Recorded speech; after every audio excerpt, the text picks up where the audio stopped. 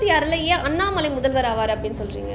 ஸ்டாலின் அவர்கள் கருப்பு உடையை அணிந்து கொண்டு மதுவை நாங்க ஆட்சி வந்து நிரந்தரமா வந்து ஒழிப்போன்னு சொன்னாங்க. ஆனா வந்துட்டு ஒழிக்கல, மதுவை ஊக்கப்படுத்தினாங்க. மது குடி போதைக்கு அதிக ஆட்களை வந்து இன்னைக்கு வந்து பாதிக்கப்பட்டிருக்கான்.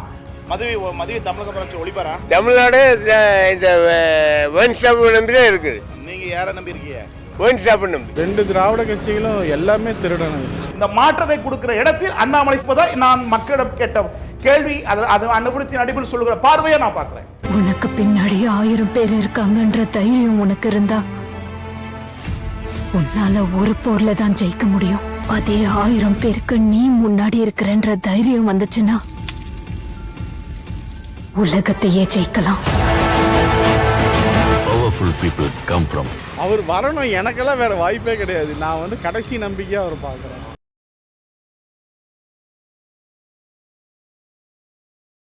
சேனல் 5 தமிழ் நேயர்களுக்கு வணக்கம். இன்றைய நேர்காணலில் நம்மோடு இணைந்திருக்கும் சிறப்பு விருந்தினர் லோயோலா கல்லூரி முன்னாள் மாணவர்களால் உருவாக்கிய ஐபிடிஎஸ் சேர்மன், தேர்தல் வியூக வகுப்பாளர் திருநாவுக்கரசு அவர்கள். வணக்கம் சார். வணக்கம். எம் தமிழ் தகவல்களுக்கு. திமுக அரசு முடிவடைந்து கிட்டத்தட்ட ஆட்சிக்கு வந்து 3 ஆண்டுகள் நிறைவடைந்தது. இந்த 3 ஆண்டுகளை பற்றி மக்கள் என்ன நினைக்கிறாங்க? அவருடைய செயல்பாடுகள் மக்களுக்கு திருப்தியாக இருந்திருக்கா? இல்லை, அது வந்து இந்த ஆட்சி மீது வெறுப்பில் வெறுப்பில் தான் இருக்காங்க. இதெல்லாம் திருப்தி அதிருப்தி வந்து பார்த்திங்கன்னா 2020 சட்டமன்ற தான் வாக்காக மாறும். இப்போ இருக்கிற சூழ்நிலை மத்தியத்துக்கான தேர்தல்ன்ற போது இது மோடியா ராகுல் காந்தியா இந்த காங்கிரஸ் கூட்டணியாக இருப்பதனால இந்திய கூட்டணியாக என்டிஏ கூட்டணியாக இருக்கான ஒரு தேர்தல் தான் இருக்கிற போது இந்த தேர்தல் வந்து பார்த்திங்கன்னா ஸ்டாலின் அவர்களுக்கு ப்ளஸ் அமைஞ்சாலும் வருகிற 2020 மைனஸ் அமைப்பு வாய்ப்பு இருக்குது. ஏன்னா இந்த தேர்தல் மத்தியத்துக்கான தேர்தல் இருக்கிற போது அவர்கள் வந்து 10 ஆண்டில் இருக்காங்க, ஆட்சி மட்டும் வேணும்னு சொல்லி ஒரு கூட்டமோ இல்லை மாற்றி வேணும் மோடிக்கான ஒரு கூட்டமும் ஓட்டு போட்டிருக்காங்க. இந்த வருகிற பாராளுமன்றத்தில் பாஜக தலைமையான கூட்டணி வந்து அதிகமான சதவீத வாக்குகள் பெறுவதற்கு வாய்ப்பு இருக்கிறது. இந்த 3 ஆண்டு ஆட்சிக்குரிய அந்த தாக்கம் வந்து பார்த்தீங்கன்னா இந்த தேர்தலில் பிரதிபலிக்காது, வருகிற சட்டமன்றத்தில் பிரதிபலிக்கும். இது வந்து ஒரு 3 or 4% ஓட்டு தான் அது டிஃப்ரெண்ட் ஆகும். அந்த டிஃப்ரெண்ட் ஓட்டுகள் வந்து பாஜக ஓட்டுகள் வாங்கினாலும் அதிமுக ஓட்டு வாங்குற சூழ்நிலை இருக்கிறது. ஏன்னு சொல்கிற போது ஒரு காலத்து திராவிட முன்னேற்ற அதிமுக எடப்பாடி அவர்கள் ஆட்சி இருந்தபோது தினந்தோறும் வந்து பார்த்தீங்கன்னா அந்த ஆட்சிக்கு எதிர்ப்பாக ஒரு கான்செப்ட், ஒரு தலைப்பை வைத்துக்கொண்டு கிராமங்களை நோக்கி நமக்கு நாமே இப்படி பல்விதமான ஒரு திட்டங்களை வைத்துக்கொண்டு தலைப்புகளில் வைத்துக்கொண்டு அரசுக்கு எதிர்ப்பாக ஆட்சியில் அமர்ந்து கொண்டு செயலாற்றினார் திரு ஸ்டாலின் அவர்கள் வந்து அரசுக்கு எதிர்ப்பாக வந்து செயல்பட்டாங்க. ஆனால் இன்றைக்கு இருக்கிற எடப்பாடி அவர்கள் வந்து பார்த்தீங்கன்னா இந்த 3 ஆண்டுகளாக கட்சியையும் கட்சி சின்னத்தையும் கட்சி அலுவலகத்தையும் கைப்பற்ற நோக்கத்தில் தான் செயல்பட்ட ஒழிய இந்த அரசுக்கு எதிர்ப்பான கருத்துக்களை, போராட்டங்களை, பொதுக்கூட்டங்களை முன்வைத்து வாக்குகளை பெறுகின்ற தேர்தல் வாக்கு அரசியல் வந்து வாக்குகளை பெறுகின்ற யுக்திகளை அதிமுக தவறிவிட்டு தான் நான் பார்க்கப்படுறேன். ஏன்னா வருகிற பாரம்பரியத்தில் அதை ஒட்டி தேர்தல் அமையும். ஏன்னா இந்த தேர்தலை பொறுத்தவரை அதிமுக 4 முனை போட்டியாக இருக்கிற போது அதிமுக நிறைய இடங்களில் வந்து 3ஆவது இடத்துக்கு போய் வாய்ப்பு இருக்கிறது, நிறைய இடங்களில் பாஜக 2ஆவது இடத்துக்கு வருவது வாய்ப்பு இருக்கிறது. ஆகவே இன்றைக்கு எடப்பாடி அவர்கள் அதை தவறிவிட்டார் தான் நான் பார்வையில் பார்க்கப்படுறேன். இந்த 3 ஆண்டு ஆட்சியுடைய மதிப்போடும் இந்த தேர்தலுக்கும் ரிசல்ட்டாக அமையாது. இந்த உடைய பாதிப்போடு வந்து 2020 சட்டமன்றத்தில் அமையும். ஆனால் 2016 வந்து மீண்டும் ஆட்சிக்கு வந்து அதிமுக 2019 அவங்க வந்து மிகப்பெரிய தோல்வி அடையும் பொழுது ஏன் வந்து மக்களுக்கு வந்து இந்த தேர்தலில் ஏன் அவங்க வந்து அதை பிரதிபலிக்கலன்னு நினைக்கிறீங்க? இல்லை, அதிமுக தலைமையில் மாபெரும் கூட்டணி கிடையாது ஒன்று. அதுக்கடுத்து அதிமுகவுடைய தலைமையிலான அணிக்கு தலைவராக இருக்க எடப்பாடி அவர்கள் யாரை பிரதமராக வேட்பாளர் என்று சொல்வதில் வாய்ப்பு குறைவு. அப்புறம் போது இது அதிமுக வந்து யாராவது மத்தியிலே முன்வைக்கல. இப்போ என்டிஏ கூட்டணி திமுக வந்து பார்த்தீங்கன்னா மத்தியிலே ஆட்சி மாற்ற வேண்டும், ஐஎன்டிஏ கூட்டணியுடைய பிரதமர் வந்து நாங்கள் ரிசல்ட்டுக்கு பிறகு தேர்வு செய்து விடும் அப்படின்ற போது ஒரு கூட்டணி கட்டமைப்பால் மக்களிடம் காட்டப்பட்டார்கள். அப்படின்ற போது அதிமுக தலைமையில் இருக்கிற அணி யாரையும் காட்டப்படாத சூழ்நிலை இருக்கிற போது அது கேள்வியாக அமைகிறது. இந்த பக்கம் என்டிஏ கூட்டணியாக இருக்கிற பாஜக கூட்டணி வந்து பார்த்தீங்கன்னா பாரத பிரதமர் மோடி அவர்கள் தான் பிரதமர், 3ஆம் முறை அவர் தான் வருவான்ற ஒரு பிம்பத்தை கட்டமைக்கப்பட்டிருக்கார்கள். அப்படின்ற போது அவர்களுக்கு வாக்களிக்கூடிய வாய்ப்பு இருக்கிற ஒரு கூட்டம். அப்படி இருக்கிற போது இங்க 4 முனை சீமான் ஒரு பக்கம் இருந்தாலும் இந்த 4 முனை போட்டியில் முந்துகின்றது திமுக. 2ஆவது இடத்தில் பாஜக திமுக முந்துகின்ற போது பாஜகவுக்கு சாதகமாக கிட்ட 12 தொகுதிகளில் 2ஆம் இடத்தை பிடிக்கின்ற வாய்ப்பு இருக்கிறது. அதிமுக அந்த இடத்தில் 3ஆவது இடத்தை பிடிக்க வாய்ப்பு இருக்கிறது. ஆகவே அதிமுக பாஜக கூட்டணி அமைந்தால் நிச்சயமாக திமுக வீழ்த்திருக்க முடியும். இருந்த போதிலும் ஒரு பெரிய வாக்கு வாங்குற கட்சியாக கூட்டணியாக பாஜக அந்த தேர்தல் வரும் என்ற ஒரு நம்பிக்கை எழப்படுகிறது. அந்த அளவுக்கு வாக்குகள் வந்து மாற்றத்துக்கான மாநிலத்துக்கான வாக்களை போட்டிருக்காங்க. ஒரு சார் பணத்தை வாங்கி கொண்டு ஓட்டு போடுற கூட்டம் வந்து இந்த தேர்தலில் ஓட்டு போடலை. ஸோ இதனுடைய இம்பாக்ட் வந்து மாறுவதற்கான வாய்ப்பு சொல்றது நாம் யாரும் எதிர்பாராத அளவிற்கு ஒரு வித்தியாசமான தேர்தலாக அமைவதற்கான வாய்ப்பு சூழ்நிலை இந்த 2024 பாராளுமன்ற தேர்தல் அமையும். ஆனால் எதிர்வரும் காலங்களில் இந்த ஆட்சிக்கு இறங்குமுகமாக இருக்கும்போது ஏறுமுகமாக இருக்காது என்பது என்னுடைய பார்வை, மக்களுடைய பார்வையாக என்னுடைய பார்வை சொல்றேன். ஆனால் எப்படி பார்த்தாலுமே வந்து ஒருவேளை இந்த தேர்தலில் வந்து திமுக வந்து அதிக எம்பிக்களை ஜெயிச்சாங்கன்னா இந்த 3 ஆண்டு கால ஆட்சிக்கான சாதனை இது சான்று அப்படின்னு சொல்லி அவங்க மக்கள்கிட்ட எடுத்து வைக்கலாம் இல்லையா? இல்ல, அது வைக்கதான் செய்வாங்க. ஆனா அது சாதனை, அது ஆளுங்கட்சி அப்படிதான் சொல்லுவாங்க. ஆனால் இது அதற்கான சாதனை, மக்கள் நல்லாட்சி கொடுப்பதற்கான வாக்குகள் கிடையாது. இது மத்தியத்துக்கான தேர்தல், மாநிலத்துக்கான தேர்தல் அல்ல. மாநிலத்துக்கான மதிப்பீடு செய்கிற தேர்தல் அல்ல, மத்தியத்துக்கான மதிப்பீடு செய்கிற தேர்தல். அந்த பார்வையில் பார்க்கிற போது எப்படி போன முறை என்டிஏ கூட்டணி, ஐஎன்டிஏ கூட்டணி வந்து ஏற்கனவே காங்கிரஸ் கூட்டணி இருந்தபோது ஓட்டு போட்டு 40 பேரும் பார்லிமெண்ட்ல போய் தூங்கிட்டு வந்தாங்களோ அதே போல மறுபடியும் தூங்குவதற்கு அனுப்புற தேர்தல் தான் இருக்கும் முடிய இது வந்து இந்த ஆட்சிக்கான எப்படி வந்து டிஆர் இது ஏவா வேல் அவர்கள் நெடுஞ்சாலை பொதுப்பணித்துறையில வந்து கமிஷன் 40 கமிஷன் வாங்குற அதுக்கான அங்கீகாரமாகவோ, கனிமறை துறையில் வந்து கமிஷன் வாங்குற அதுக்கான அங்கீகாரமாகவோ, இல்ல மணல் வந்து அங்கீகாரம் வாங்கப்படுறதுக்கு அதுக்காகவோ, இல்ல நிலக்கரி 2ஆம் மட்ட நிலக்கரி இந்தியோனேஷியாவில் வாங்குவதற்காக கைவிட்டு வாங்குற அதுக்கான அங்கீகாரமாகவோ, மது கொள்முதல் வந்து பாத்தீங்கன்னா அதிக அளவில் வாங்க பொய்யான கணக்காட்ட அதுக்கான அங்கீகாரமாகவோ, இப்படி பல்வேறு விதமான 67 துறைகளில் மொத்த துறைகளிலும் கலெக்ஷன் கரப்ஷன் கமிஷன் வாங்குவதில் அங்கீகாரமான ஆட்சியாக அல்ல. இவர்கள் வந்து அப்படி சொன்னாலும் இவர்கள் வந்து கையூட்டு பெறப்படும். நான் இப்போ நேரடியாக பேசுவது எனக்கு பின்னாடி நடத்துகிறதான் உண்மை முகம். திமுக பேசுவதற்கும் செயலுக்கும் சம்பந்தம் பின்னாடி வந்து ஊழல் ஆட்சியாக, கையூட்டு பெறுகிற ஆட்சியாக. இப்போ நான் அப்படி சொல்ல போனா அதிமுக ஆண்டு ஆட்சியில் என்னென்ன பிரச்சனை இருந்துச்சோ அதே பிரச்சனை தான் இன்னைக்கு திமுக ஆட்சி இருக்கிறது. அதை விட அதிமுக ஆட்சியை விட இதை விட கூடுதலாக இருக்கிறது. இன்னைக்கு இளைஞர்கள் 2 கோடி இளைஞர்கள் தமிழகத்தில் தினந்தோறும் குடிக்கிறாங்க. 26% பெண்கள் மது குடிக்கிறாங்க. அப்படி இருக்கிற போது இது மதுவுக்கான ஆட்சியா, போதைக்கான ஆட்சியா, வளர்க்கிற ஆட்சியா திமுக ஆட்சி இருக்கக்கூடிய மக்களுக்கான ஆட்சியா இது அல்ல, இளைஞர்களுக்கான ஆட்சியா அல்ல, வேலை வாய்ப்பு பெருக்கிற ஆட்சியா இல்ல, விவசாயிகளுக்கான ஆட்சியா இல்ல, இப்படி அனைத்து மக்களுக்கான ஒரு ஆட்சியா மக்கள் மத்தியில் பார்க்கிற போது இது மாற்றத்தை வந்து விரும்புவது 2020 தேர்தல் அமையும் என்பது என்னுடைய பார்வை. இந்த தேர்தலில் பாஜக வெற்றி பெறதுக்கு சாத்தியம் இருக்குன்னு நினைக்கிறீங்களா? ஏன்னா போன 2019 மோடியின் அலை அப்படின்னு பேசினாங்க பாஜக தரப்புல. ஆனால் இந்த முறை மோடியின் அலைன்னு பேசப்படலை. மோடியினுடைய அலையினுடைய தாக்கம் குறைஞ்சிருச்சா? மோடி அலை போய் இன்றைக்கி வந்து பார்த்தீங்கன்னா இன்றைக்கி தமிழகத்தில் பிஜேபிக்கு ஓட்டு போகிற மனப்பக்கம் உருவாயிடுச்சு. இன்றைக்கி நிறைய இடத்துல பார்க்க வேண்டியது இருக்குது. அதாவது திமுக அதிமுக ஓட்டு போட்டவர்களே இந்த முறை மாற்றி அது பாஜக ஓட்டு போகிற சூழ்நிலை இருக்குது. அப்படின்ற நிச்சயமாக வருகிற பாராளுமன்ற தேர்தலில் கண்டிப்பாக நம்ம எல்லாரும் எதிர்பார்க்காத ஒரு முடிவு வருகிற தேர்தலாக அமையும் என்பது என்னுடைய பார்வை. ஏன்னா இந்த 30 ஆண்டுகளாக பார்க்குற போது இந்த இடத்துல வந்து பெண்களும் ஆண்களும் இளைஞர்களும் நிறைய பேர் ஏழைக்கு டிஎம்கே சேர்ந்தவங்களே வந்து பார்த்தீங்கன்னா மாற்றி ஓட்டு போடுறாங்க அப்படின்னு சொல்லி ஓட்டு போட்டிருக்காங்க. அதனுடைய ரிசல்ட்லாம் கண்டிப்பாக இந்த தேர்தலில் இம்பாக்ட் அமைவதற்கு வாய்ப்பு இருக்கிறது. அதான் அப்படி இருக்கும்போது தமிழகத்தில் அண்ணாமலை அவர்களுடைய அந்த ஒரு ஆளுமை திறன்றது 70 ஆண்டுகள திராவிட கட்சிகளுக்கு பாதிப்பை ஏற்படுத்தி நினைக்கிறீங்களா? ஏன்னா இந்த நடைபாதை யாத்திரம், ஒரு இந்த ரோட் ஷோ இதெல்லாம் வந்து பாதிப்பை ஏற்படுத்தி நினைக்கிறீங்களா? அதிமுக திமுக திராவிட கோட்டையில் பாஜக என்ற ஒரு கட்சி ஒரு ஓட்டையை அண்ணாமலை முகத்தின் மூலமாக விழுந்து விட்டதா நான் பார்க்கிறேன். இதெல்லாம் எப்படி வரும்னா இந்த தேர்தலில் ஒரு பிரதானமாக வந்து ஓட்டு பர்சன்ட் இன்க்ரீஸ் ஆனாலும் வரும் 2020 மிகப்பெரிய ஃபீட்பேக் அமையும். ஏன்னா 2021 சட்டமன்ற தேர்தலில் அண்ணாமலை அவர்கள் பெருசாக பேசப்படலை, இப்போது பேசப்படுற பொருளாக உருவெடுத்து இது 2 ஆண்டுகள் வளர்கிற போது நிச்சயமாக 2020 மிகப்பெரிய தாக்கத்தை ஏற்படுத்தும். தாமரை இந்த தேர்தலில் உதயமாகிவிட்டது, உதித்து விட்டது. உதயசூரியன் உதித்தது போல், ரெட்டலை உதித்தது போல் இந்த தேர்தலில் தாமரைக்கு அதிக வாக்கு போட்டிருக்காங்க. நிச்சயமாக இந்த வளர்ச்சி 2020 பெரும் பாதிப்பாக திராவிட இயக்கங்களுக்கு அமையும். சார், இப்போ எங்கு பார்த்தாலுமே திமுக அதிமுகவுக்கு மாற்றாதான் பாஜக. அதில் அண்ணாமலை நல்லா பேசிட்டு வந்தாலுமே ஆனால் சீமான் தரப்பில் என்ன சொல்றாங்கன்னா அண்ணாமலை வந்து திமுக அதிமுகவுக்கு மாற்றா வரல, எனது வாக்குகளை தான் அறுவடை செய்ய வந்திருக்கிறாருன்னு சீமான் தரப்பிலே சொல்றாங்க. இல்ல, அந்த பார்வை தவறு. அதாவது இளைஞர்கள் வந்து 2 பக்கம் ஆதரவாக இருக்காங்க. ஒரு பக்கம் சீமானுக்கும் ஒரு பக்கம் அண்ணாமலை இருக்காங்க. அண்ணாமலைக்கு இருந்த பார்வை வேறாக பாருங்க, சீமானு பார்வை வேறுங்க. சீமான் மாநிலத்துக்கான தலைவர், மாநிலத்தில் வந்து ஒரு அடுத்த மாற்றத்தை கொடுக்குற திமுக அதிமுகவுக்கு பாஜகவுக்கு மாற்றாக கொடுக்குறன்னு சொல்லி பேசி முழக்கமிட்டு இருக்கிற தலைவர் சீமான் அவர்கள். ஆனால் அது அந்த இளைஞர்கள், கல்லூரி படிக்கிற இளைஞர்கள், பாலிடெக்னிக் ஏனைய இளைஞர்கள் வந்து பார்த்தா புதிய விதமான இளைஞர்கள் வந்து வாக்களிகள் தயாராக சீமான தயாராக இருந்தாலும் அவர்களை பெறுகிற வகையில் நிர்வாக கட்டமைப்பு ஒன்று மைனஸாக இருக்கு.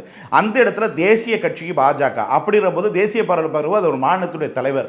அப்படின்ற போது ஐபிஎஸ் படித்தார், இவர் சினிமா துறையில் வந்தவர். அவர் ஐபிஎஸ் பதவியில் இருந்து பொறுப்பில் இருந்து விடுபட்டு வந்து அரசியல் மாற்றம் கொண்டு வந்த அண்ணாமலை. இப்படி 2 பார்வை பார்க்கிற போது இதற்கு படித்தவர் ஒரு பதவியை விட்டு தொடர்ந்து வந்திருக்கிறார், மக்கள் நன்மை சென்ற ஒரு மனமாற்றம் உருவதனால அண்ணாமலைக்கு அது பிளஸ் அமைகிறது, இதுக்கு மைனஸ் அமைகிறது. ஒரு பக்கம் 1,10,00,000 புதிய இளைஞர்கள் வாக்காளர் வந்தபோது கூட இந்த இடத்துல அதிகமான வாக்களை பெறுவது அண்ணாமலை இருக்காங்க, 2வது இடத்துல சீமான் இருக்கார். இப்படி பார்க்குறப்ப இந்த தேர்தலில் இந்த முடிவு இதை ஒட்டி அமையும். ஏன்ற போது இங்க அண்ணாமலை வந்து படித்ததாக இருப்பதனால, ஐபிஎஸ் விட்டு வந்ததுனால அவர் எவ்வளவு விஷயம் சலுகை பெற்று நான் சொல்லலை, மக்கள் சொல்றான். எவ்வளவு கோடிகளை சம்பாதிக்கலாம் அத்தனையும் விட்டு வந்திருக்காரு. நிச்சயமா மாற்றத்தை கொடுக்கிற தலைவராக வந்து உருவெடுக்கிறார். இது திமுகவுக்கு அதிமுகவுக்கு ஆபத்தை தான் இருக்குதான் நான் பார்க்குறேன். சார் நீங்கள் சொல்கிற மாதிரி அப்போ டிஎம்கேல யார் படித்தவங்க யாருமே இல்லைங்களா? டிஎம்கேல படிச்சவங்க அப்படி பார்வையில் பார்க்க மாட்டாங்க. படிச்சவங்க யாருன்னு பார்க்க வேண்டாம். திமுக வந்து குடும்ப கட்சி, அதாவது ஏவாவேலு, பொன்முடி, இப்போ துரைமுருகன்னா 50 வருஷமா துரைமுருகன் தான். அங்கே இருக்கிற மாவட்ட சட்டமன்ற உறுப்பினர் சட்டமன்ற அத்தனை பேரும் வந்து வாரிசு தான். இப்படி மாநில லெவலில் எல்லாருமே பொங்கல் பழனிசாமி எடுத்துங்க, சாமிநாதன் வெள்ளகோசாமி எடுத்துங்க, எல்லாருமே பார்த்தீங்கன்னா ஒரு 40 வருஷம் 50 வருஷம் அவங்களே தான் இருப்பாங்க ஒழிய புதியவர்கள் யாரும் கிடையாது. ஸோ புதியவர்கள் வேண்டும் என்று நினைக்கிற போது இந்த 2 பேரும் கொடுக்கல. ஏன்னா முனிசாமினா முனிசாமி தான் கிடச்சி இருப்பார். இப்படி வந்து ஒவ்வொருத்தர் தான் முகமர்கள் புதியவர்கள் வாய்ப்பு கொடுக்கறதில்ல. அப்படி வாய்ப்பு கொடுக்கிற போது இந்த சீமானையும் அண்ணாமலையும் பார்க்குறாங்க. அந்த பார்வையில் பார்க்குற போது இவர்கள் படித்தவர்களாக பார்க்கறோம். அப்படி சொல்லப்போனால் ஸ்டாலின் அவர்களும் எடப்பாடி அவர்களும் படித்த ஒரு ஆக சிறந்த தலைவர்களாக மக்கள் மத்தியில் பார்க்கப்படலை. ஏன்னா ஸ்டாலின் அவர்கள் அப்பாவுடைய முகத்தை வைத்துக்கொண்டு தன்னுடைய முகத்தை வெளிப்படுத்தி வந்தவர் தான் திரு ஸ்டாலின் அவர்கள். எடப்பாடி அவர்கள் அம்மா முகத்தை வைத்துக்கொண்டு கிடைச்ச சான்ஸை அன்னைக்கு ஒப்பந்த அடிப்படையில் வந்தவர் தான் அப்படி சொல்லுவோம். அப்படி உங்களுடைய பார்வையில் சொல்லப்போனால் எம்ஜிஆர் இருந்த காலகட்டத்தில் அப்போ வந்து கலைஞர் வந்து பார்த்தீங்கன்னா முதலியார்கள் கையில் கட்சி சென்று விடும், அதனால வந்து நீங்கள் முதலமைச்சர் ஆகணும் எம்ஜிஆர் சொல்லும்போது இல்லை நீங்கள் ஆகன்னு சொல்கிற போது அப்ப இருந்தபோது 25,000 ஒரு சட்டமன்றம் கொடுத்த ஆனவர் கலைஞர். அதே இடத்தில் எடப்பாடி அவர்கள் இன்றைக்கு 500 கோடி ரூபாய்க்கு மேலே கொடுத்தபோதனால் அவர் முதலமைச்சர் ஆனார். ஏலத்தின் மூலமாக அன்று கலைஞர் ஆனார், இன்றைக்கு ஏலத்தின் மூலமாக எடப்பாடி ஆனார். ஆகவே இங்கு அரசியல் இப்படி இருக்கிறது. ஆகவே படித்தவர்கள் வர வேண்டிய நோக்கத்தில் மக்கள் இளைஞர்கள் இருப்பதனால் அது மாற்றுவதற்கான வாய்ப்பு இருக்கிறதா நான் பார்க்குறேன். சரிங்க சார், நீங்கள் கிட்டத்தட்ட 50க்கும் மேற்பட்ட சர்வே நீங்கள் பண்ணியிருக்கீங்க. கிட்டத்தட்ட மாணவர் அணியிலேருந்து ஆரம்பிச்சு 2004 நீங்கள் கலைஞர் வழியில் வந்ததாக சொல்லியிருக்கீங்க, பல இடத்துல சொல்லியிருக்கீங்க. அப்படி இருக்கும்போது 2019க்கு மேலே நீங்கள் இன்னும் அப்படியே நீங்கள் மாறிட்டீங்க. இப்போ உங்களுக்கு இந்த கலைஞரோட மறைவுக்கு பின்னாடி நீங்கள் வந்து மாறிட்டீங்களா, இல்லை உங்களுக்கு திராவிடம் பிடிக்காம போச்சா? நல்ல கொஸ்டின் உங்கள் கொஸ்டின். அதாவது அந்த மாதிரி பார்வையில் திராவிடத்தில் மாறின பார்வையில் கிடையாது. எப்போ நான் கலைஞரை ஃபாலோ பண்ணி தான் கலைஞரை தலைவர்கிட்ட வந்தவன். இன்றைக்கி அதில் முழுமையாக இருக்கேன். இருந்தாலும் அவர் அதுபோல் இன்னைக்கு கலைஞர் ஆட்சின்னு சொல்கிறாங்களா திரு தமிழக ஸ்டாலின் அவர்கள். ஆகவே எடப்பாடி அவர் வந்தபோது அடுத்த முதலமைச்சர் ஸ்டாலின் தான் வருவார்னு சொன்னேன். ஆனால் இன்னைக்கு அந்த மாதிரி நிலைமை இருக்கா? இன்றைக்கி ஒரு கார்பரேட் கம்பெனி ஐபிஎஸ் ஒரு பிரைவேட் நிறுவனத்தை நடத்துகிறேன், என் சொந்த காசை தனியார் நிறுவனத்தை ஒரு ஸ்ட்ராட்டஜி நிறுவனத்தை. அப்படின்ற போது உள்ளதை உள்ளபடியாக களத்தில் என்ன இருக்குதோ அதை பதிவு பண்ணுறது தான் அந்த சூழ்நிலை தான் நான் இருக்கிறேன் ஒழிய அதுக்காக கலைஞர் மேல் பற்று கொண்டதுனால் தவறுதலாக நான் பதிவிட மாட்டேன்.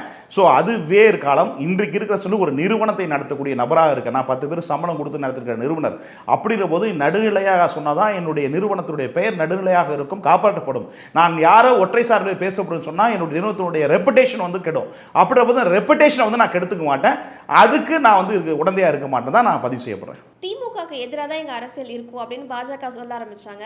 ஆனால் அதுக்கப்புறம் வந்துட்டு 2 திராவிட கட்சியுமே ஒன்று தான் அப்படின்னு சொல்லிட்டு அதிமுகவை எதிர்க்கிறாங்க.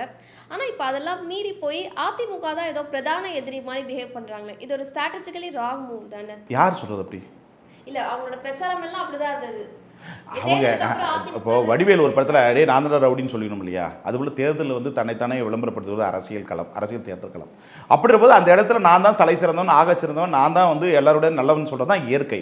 ஸோ அதாவது அப்படி சொல்ல போனீங்கன்னா அந்த ஆய்வில் பார்க்குற போது 3 ஆண்டில் வந்து ஏடிஎம்பியில் என்ன பிரச்சனைச்சோ அதே பிரச்சனை தான் இன்றைக்கி இருக்க ஒழிய 2 பிரச்சனை கூடுதலாக இருக்குது. இப்போ போதை வந்து கஞ்சா வந்து கடுமையான அளவில் மக்கள் மத்தியில் இளைஞர் மத்தியில் போதை வந்து பயமாக இருக்குது.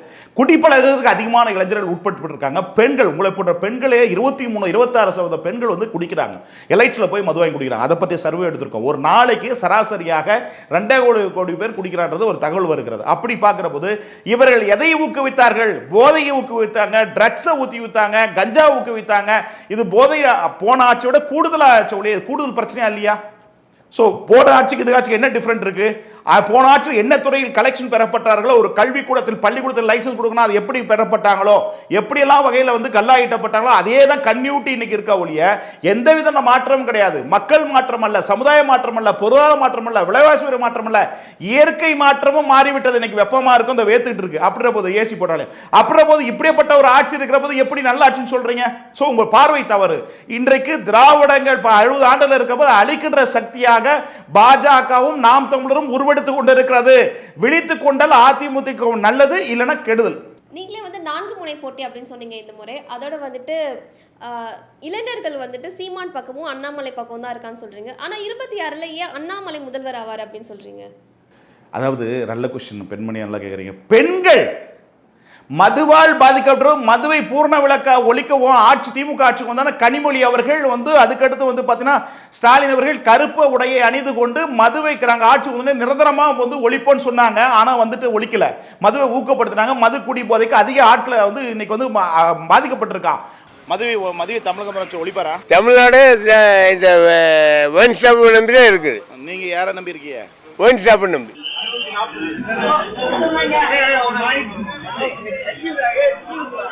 எப்படி உலகத்தில் சீனாவில் வந்து மன்னராட்சி அபினியால் பாதிக்கப்பட்டு மக்கள்லாம் போதை நாடாக இருந்த போதோ அன்னைக்கு மக்களாட்சி வந்ததோ அதுபோல் இன்னைக்கு திராவிட மன்னராட்சி போதைக்கான ஆட்சி. திராவிட மாடல், திராவிட கட்சிகள் அதிமுக திமுக ரெண்டு கட்சியும் மதுவை ஊக்குகின்ற கட்சி, போதையை ஊக்குகின்ற கட்சி. கொலை கொள்ளைகள் கற்பழிப்பு என்னங்க குறைஞ்சிருக்கா? பாலியல் பலாத்காரம் குறைஞ்சிருக்கா? இன்னைக்கு இருக்கிற கொலை குற்றங்கள் குறைஞ்சிருக்கா? நாளொரு மேனி பொழுது வண்ணமும் கொலைகள் கொள்ளைகள் விபத்துக்கள் நடக்கிற ஆட்சிதாருக்குள்ளே மாற்றம் வந்திருக்கா? சட்ட ஒழுங்கு ஒழுங்கா இருக்கா? காவல்துறை வந்து தன் கட்டுப்பாடு இருக்கிறதா? அப்படி இருக்கிற போது காவல்துறை கட்டுப்பாடு, காவல்துறை அதிகாரிக்கு நல்ல தெரியும் கஞ்சா விற்கிறவன் சொல்லி அப்புறம் அந்த கஞ்சா விற்கிறவனை ஏன் பிடிச்சி சட்டப்படி நடவடிக்கை எடுக்கல? சோ சட்டம் தன் கையில் இருக்கிற போது காவல்துறை கையில் கட்ட வைக்கப்பட்ட ஆட்சியா கட்டவிழ்த்தப்பட்ட ஆட்சியா? சோ இது மக்களுக்கான ஆட்சி அல்ல, தனக்கான ஆட்சி, தன் குடும்பத்தின் ஆட்சியா இருக்கிற திமுக மாடல் ஆட்சி. நிறைய பெண்கள் நிறைய இளைஞர்களிடம் கேட்கிறப்ப திராவிட மாட்டான்னு தெரியல, திராவிடம் தெரியல. திராவிட மாட்டா என்ன தெரியலையே. ரெண்டு திராவிட கட்சிகளும் எல்லாமே திருடனுங்க. அவர் வரணும், எனக்கெல்லாம் வேற வாய்ப்பே கிடையாது. நான் வந்து கடைசி நம்பிக்கையாக அவர் பார்க்குறேன். இங்கு இது புரிதல் வந்து விட்டது. மக்களிடம் வந்து மாற்றத்தை விரும்பிட்டாங்க. அப்புறம் போது இந்த மாற்றத்தை கொடுக்கிற இடத்தில் அண்ணாமலை சீமான் இருப்பதா நான் மக்களிடம் கேட்ட கேள்வி. அது அனுபவத்தின் அடிப்படையில் சொல்லுகிற பார்வையை நான் பார்க்குறேன். சார், பாஜக தரப்பில் என்ன திமுக பார்த்து கேட்குறாங்கன்னா, இளைஞரணி செயலாளர் கொடுத்தீங்க, உதயநிதிக்கு வந்த உடனே கொடுத்தீங்க, அப்புறம் எம்எல்ஏ கொடுத்தீங்க, அமைச்சர் கொடுத்தீங்க, அப்படி கேள்வி கேட்குற பாஜக, அண்ணாமலை அவர்கள் ஐபிஎஸ் பதவி திறந்து வந்த உடனே டேரெக்டாக வந்து இருந்தார், உடனே தலைவர் பதவி கொடுத்தாங்க. அப்போ பாஜகவில் ஒரு தொண்டனாக இருந்து நிர்வாகியாக இருந்து தலைவர் பதவி அது அவங்க பண்ணாமையே இவங்களை எப்படி குற்றச்சாட்டு சொல்லலாம்? அவங்க நீங்கள் உங்கள் கேள்வியில் நான் முரண்படுறேன். அதாவது திராவிட இயக்கங்கள் வந்து ஒரு காலகட்டத்தில் வந்து கலைஞர் வந்து பார்த்தீங்கன்னா 50 தலைவர்களை வந்து பார்த்தீங்கன்னா அவர் தலைவரை ஏற்றுக்கல. அப்படிங்கிற போது பேராசிரியர் இனமான பேராசிரியர் என் வீட்டுக்கு போனவே மனைவி மட்டும் சொன்னவர் இனமான பேராசிரியர். அப்படிப்பட்ட சூழ்நிலை தான் கலைஞர் வந்தார். அந்த வழி சூழ்நிலை வேறு. அந்த வழியில் தகுப்பின் வழியில் கலைஞருடைய வழியில் ஸ்டாலின் வழியில் உதவி வரனா அந்த வாரிசு அரசியலை வந்து மக்கள் கண்டிப்பாக விரும்ப மாட்டாங்க. ஏன்னா இன்றைக்கு அரசு ஆட்சியில் இருந்தாலும் இன்றைக்கி வள கலெக்ஷன் இன்றைக்கி வந்து நெடுஞ்சாலைத்துறை பொதுப்பணித்துறை மிகப்பெரிய வசூல் நடக்குது. நகராட்சியில் எல்இடி வந்து குப்பை தொட்டியிலேருந்து வாங்குறது அத்தனையும் வசூலாகுது. அதுக்கடுத்து வந்து பார்த்தீங்கன்னா இன்றைக்கி மின்வேட்டு பாருங்கள், நம்மளே வந்து மின்வேட்டில் வந்து பேசிட்டுருக்கிறோம், இன்டர்வியூ இதை வேத்து கொட்டிகிட்டு இருக்குது. மின்சாரத்தில் வந்து பார்த்தீங்கன்னா ஏகப்பட்ட முறைகேடு. சாட்சி பாருங்கள், ஆளுங்காட்சி சென்னையில் மின்வேட்டு இப்போ வந்து பேட்டரியில் தான் நம்ம உட்காந்து பேசிட்டுருக்கிறோம். எவ்வளோ பெரிய கேவலமாக பாருங்கள். நிலக்கரி 2ஆம் மட்ட நிலக்கரி நிர்தேஷில் வாங்குறாங்க, அதில் முறைகேடு. அப்புறம் மருத்துவ மெடிக்கல் வந்து நம்ம சுகர் பிபிலாம் இருக்கிறோம், அதுக்கெல்லாம் வாங்குகிற மெடிசின் கம்பெனிகிட்ட முறைகேடு. இப்படி இத்தனை விதமாக கையூட்டும் ஏற்கனவே ஏடிஎம்கில் வாங்கினா இன்றைக்கி ஒரு விஜயபாஸ்கரை விட மோசமான ஒரு ஆள் யாரும் கிடையாது ஏடிஎம்கப்படல. அது மாதிரி இன்றைக்கி வந்து அந்தளவுக்கு வந்து வசூல் செய்யப்படுறாங்க ஒழிய இந்த மக்கள் வந்து வறுமையில் இருக்காங்க, வறுமையை மாற்றணும், இளைஞர்களுடைய நலனை மாற்றணும், அது விவசாயியோட நலனை மாற்றுற மாதிரி சூழ்நிலை ஏடிஎம்கேல டிஎம்கே இல்லை. இது இப்படிப்பட்ட சூழ்நிலை இருக்கும்போது அவங்கெல்லாம் மாற்றத்தை மக்கள் விரும்புகிறாங்க. அந்த மனமாற்றம் இன்னும் அதிகரிக்க இந்த ரெண்டு கட்சிகளுக்கு ஆபத்துன்னு சொல்ல வரேன். ஸோ அப்படின்ற போது இனி வருங்காலத்தில் தமிழகத்தில் குடும்பத்திலிருந்து ஒருத்தர் வருவதை ஏற்றுக்கொள்வது மிக கடினம். என்ன புது வாக்கில் உதயமாயிட்டாங்க. இந்த 60லேருந்து 70 வயசுக்குள்ளே இருக்கிற சீனியர் லீடர்ஸ் தான் வந்து பார்த்தீங்கன்னா சீனியர் தலைவர் சீனியர் மனிதர்கள் தான் பார்த்தீங்கன்னா அவங்க தான் வந்து நான் சாகர டிஎம்கே ரெட்டலைக்கு போடுற கூட்டம் இருக்குது. ஆனால் அவங்களுடைய பிள்ளைகள் கூட மனமாற்றம் ஏற்பட்டாங்க, புது வாக்காளர்கள் மனமாற்றம் ஏற்பட்டாங்க. இது வளர்ச்சி அடைஞ்சிட்டே வந்துச்சுன்னா சட்டமன்றத்தில் மிகப்பெரிய பாதிப்பு எச்சரிக்கையாக நான் சொல்கிறேன். திராவிட இயக்கங்களை அழிக்கின்றதா இன்றைக்கு இந்த மண்ணை பாதுகாக்கிற மாற்றம் வருகிற மக்கள் விரும்புகிறான். ஒரு சில வாக்கில் என்ன சொல்கிறாங்க, எங்களுக்கு கடைசியாக அண்ணாமலை சொல்கிறாங்க, சீமான் சொல்கிறாங்க. அப்படி வரும்போது இதெல்லாம் வாக்காக மாறுச்சுன்னா கண்டிப்பாக திராவிடர்களுக்கு அழிவு, புதியவர்களுக்கு வாய்ப்பாக மாறுவதற்கான வாய்ப்பு சொல்லை இன்றைக்கு மாற்றத்தை நோக்கி தமிழகம் சென்று கொண்டு இருக்கிறது. இதில் பலியாட ஆகாமல் திராவிடர்கள் பார்த்துக்கொள்ள வேண்டும். அப்படி சூழ்நிலை இதே மாதிரி விஷயம்னா நிச்சயமாக திராவிட இயக்கங்கள் அழிந்து மாற்றத்தை வருகிற தலைவர்களுக்கு வாய்ப்பு கிடைக்கும். உங்கள் பார்வையில் வரும்போது இங்கே குடும்ப அரசியல் குடும்ப சூழ்நிலை இருக்கிற போது அண்ணாமலைன்றது படித்து வந்ததுனால அதுக்கு அவன் வாய்ப்பு கொடுக்குறதுக்காக ஏற்கனவே எல்முருன்னு கொடுத்தாங்க, அது மாதிரி ஒரு வாய்ப்பை கொடுத்துருக்காங்க ஒழிய ஏற்கனவே கொடுத்தவங்கன்னு சொல்லி பார்க்க வேண்டாம். அந்த மாதிரி மாற்றத்தை கொடுத்த கூட பரவாயில்ல புதியவர்கள். அப்படின்ற போது அந்த மாதிரி சூழ்நிலை தமிழகத்தில் இல்லை. இப்போ சீமானோ அண்ணாமலை தான் அந்த நிரப்பிட்டு வராங்க. கூடுதலாக அண்ணாமலை இருப்பது நம்ம நாட்டுக்கு மாற்றத்தை விரும்புகிற மக்கள் மக்களுக்கு ப்ளஸ் அமைக்குது.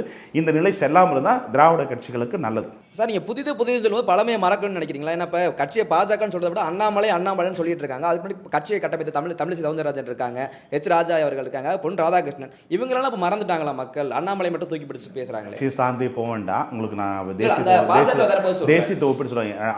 1882ஆம் ஆண்டு ஏகம் ஓகிய பனர்ஜியால் பாம்பேயில் உருவாக்கப்பட்ட இயக்கம் காங்கிரஸ் பெரிய இயக்கம் இன்றைக்கு தேய்பிரையாக போய் கொண்டிருக்கிறது. அதுபோல் ஒரு இயக்கம் ஆரம்பிக்கப்பட்டு கொள்கைகள் 100 ஆண்டுக்கு முன்பு இறந்துடும். அப்படின்போது திராவிட இயக்கங்கள் உருவாக்கப்பட்டு சித்தாந்தம் இதுக்கு மேலே தேய்பிரியா போகுமே வளர்ப்பிரியா இருக்காது. இன்றைக்கி எடுத்துக்காட்டு மதுரையில் ஒரு நபர்கிட்ட நான் பேசுகிறேன், என் பேர் பெரியாதாசன் சொல்கிறபோது அந்த பெரியாதாசன் எல்லாம் கால சூழ்நிலை மாறி போச்சுங்க, என் பேர் வச்சுட்டு பேருக்கு அதுக்கு சம்மந்தம் இல்லை அப்படின்னு சொல்லக்கூடிய நிலைமை உருவெடுத்து விட்டது. ஆகவே இன்றைக்கு இருக்கிற கட்டத்தில் ஒரு கொள்கை சித்தாந்தம் ஒரு குறிப்பிட்ட காலகட்டத்தில் அறுவடை ஆகிடும்.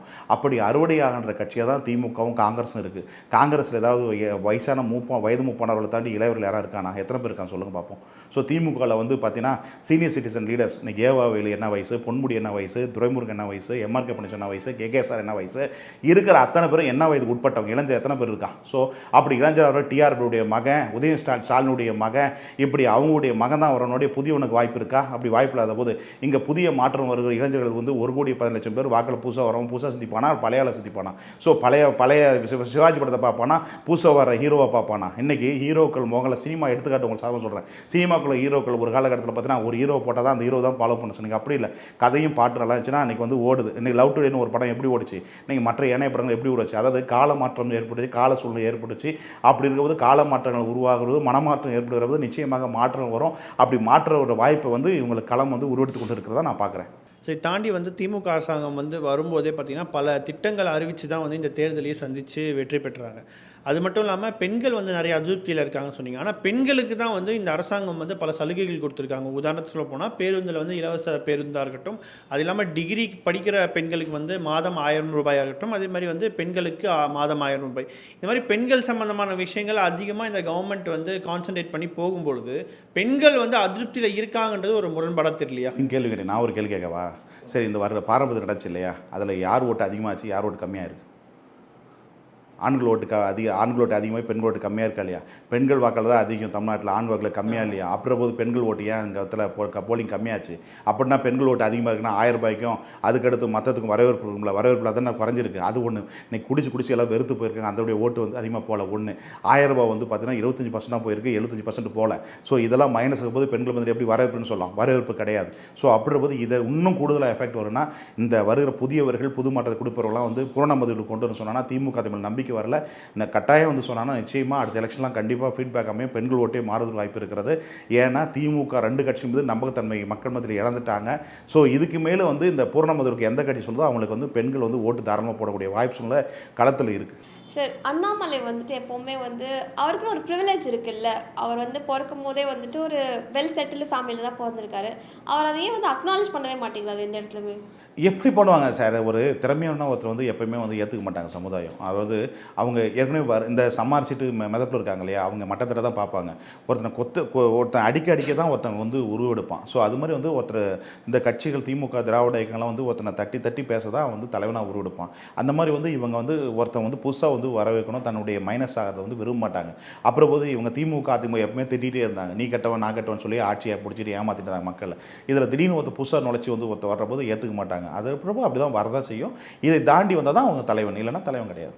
சார், இப்போ இந்த 2024 தேர்தலில் அண்ணாமலை ஒரு கொள்கையை முன் வச்சார். 2026 இந்த கொள்கையை முன் வைக்கிறாரு. பணம் கொடுக்காமல் தான் வெற்றி பெறுவோம் அப்படின்ற ஒரு கொள்கையை அவர் முன் வைக்கிறார் அண்ணாமலை அவர்கள். ஆனால் சாத்தியம் நினைக்கிறீங்களா? ஏன்னா அவர் மட்டும் தான் ஃபாலோ பண்ணுவாங்களா, இல்லை கட்சியில் இருக்கவங்களும் அதை ஃபாலோ பண்ண வாய்ப்பு இருக்கா? பொதுவாக பார்த்தீங்கன்னா அதிமுக சில இடங்களில் பணம் கொடுச்சு, திமுக சில இடங்களில் பணம் கொடுச்சு, எல்லா இடமும் பணம் கொடுக்கல.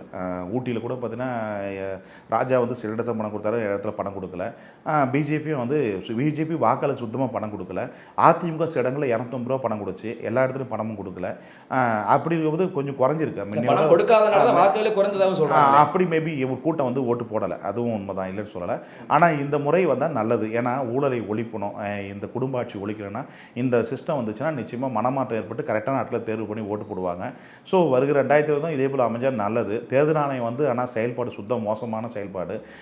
அடுத்து வருது நல்லா செயல்பாடாக 2020 கொஞ்சம் அமைஞ்சால் நல்லா இருக்கும்னு நினைக்கிறேன்.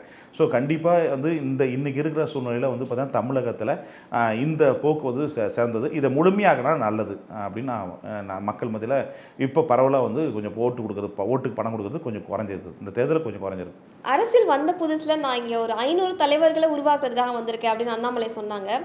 அப்படிப்பட்ட கட்சியில் ஏன் செகண்ட் லைன் லீடர்ஸே இல்லை? அவர் தன்னை மட்டுமே முன்னிலைப்படுத்திக்கிறாரு, விளம்பரப்படுத்திக்கிறாரு, அப்படிதானே? இதை என்ன என் கட்சிக்காரன் கேட்குமா கேட்குறீங்க? சரி, இருந்தாலும் உங்கள் இளம்பெண் நல்ல கொஷின், அதுக்காக சொல்கிறேன். ஒரு கட்சியில் ஒரு தலைவன் பின்னாடி ஃபாலோ பண்ணுறது தான் மாநில அரசியல். இப்போ அங்கே போகிறது என்ன பிரச்சனை சொன்னால், தேசிய சொந்த கட்சி. இப்போ வந்து அங்கே இருக்கிற ராஜாவாகட்டும், வானதி ஆகட்டும், அங்கே பொன்னார் ஆகட்டும், இருக்கிற ஸ்பேரா சீனிவாசன் ஆகட்டும், எல்லாமே டெல்லி லாபி பண்ணுறாங்க, மாநில அரசியல் தவற விட்டுறாங்க. ஸோ மாநிலத்தில் இப்போ இங்கே எடப்பாடியோ ஸ்டாலினோ வந்து மாநிலத்திற்கான கட்சி, மாநில தலைவருக்கான கட்சி, அவங்க பின்னாடி ஒரு ஃபாலோயிங்ஸ் கூட்டம் ஒரு மாவட்ட ரீதியாக இருக்காங்க. ஸோ அந்த இடத்துல இல்லாது பாஜக மைனஸ். ஸோ அதை வந்து அண்ணாமலை நிரப்பி கொண்டால் நிச்சயமாக ப்ளஸ்ஸாக அமையும். ஒரு தலைவன் தான் தலைமை பண்ணி தான் தொண்டன்றத புரிதல் அங்கே வந்து குறைவு. அதனால தான் பிஜேபிக்கு மைனஸ் ஆகிருக்கு.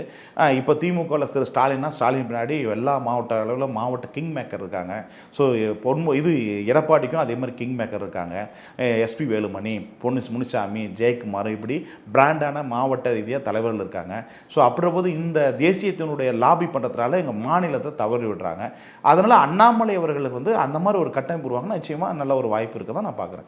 உங்களோட நேரத்தை ஒதுக்கி பல கேள்விகளுக்கு பதில் சொன்னீங்க. ரொம்ப நன்றி சார். தொடர்ந்து பேசுவோம். மிக்க நன்றி என் தமிழ் தகவல்களுக்கு.